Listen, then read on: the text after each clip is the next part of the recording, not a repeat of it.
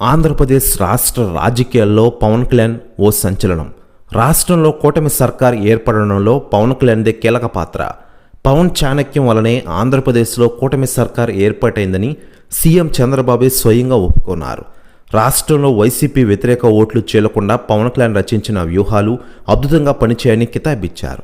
అయితే రాష్ట్రంలో కూటమి సర్కార్ ఏర్పాటు కాగానే డిప్యూటీ సీఎం బాధ్యతలు స్వీకరించిన జనసేన అధినేత పవన్ కళ్యాణ్ గారు ఇప్పుడు తన సోదరుడు నాగబాబును కేబినెట్లోకి తీసుకోవాలని డిసైడ్ అయ్యారు.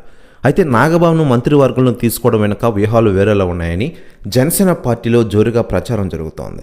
కొద్ది రోజులుగా ఢిల్లీ పెద్దల సన్నిహితంపై అనేక రకాలుగా ప్రచారం జరుగుతోంది. పవన్ కళ్యాణ్కు అప్పుడు ఢిల్లీ పెద్దలు అపాయింట్మెంట్ లేకుండానే కలిసేందుకు ఆసక్తి చూపిస్తున్నారు. పవన్ కళ్యాణ్ ఏది అడిగినా కాదనకుండా ఓకే అనిస్తున్న విషయం మనకందరికీ తెలిసిందే. దీంతో పవన్ కళ్యాణ్ గారి రేంజ్ వేరే లెవెల్లో ఉంది. దీనిపై రాజకీయ నాయకులు, సెలబ్రిటీలు స్పందిస్తూ ఉండగా తాజాగా రైటర్ విజేంద్ర ప్రసాద్ గారు స్పందించారట.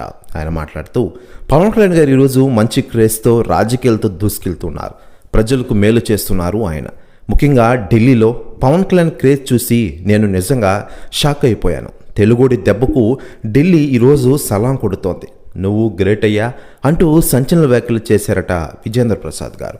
ప్రశ్న వ్యాఖ్యలు వైరల్ అవుతున్నాయి ఆంధ్రప్రదేశ్ రాష్ట్ర రాజకీయాల్లో. మరోవైపు ప్రధాని నరేంద్ర మోడీ, కేంద్ర హోంమంత్రి అమిత్ షా కూడా పవన్ కళ్యాణ్కి ఎవరికి ఇవ్వనంతగా ప్రాధాన్యత ఇస్తున్న విషయం విదితమే.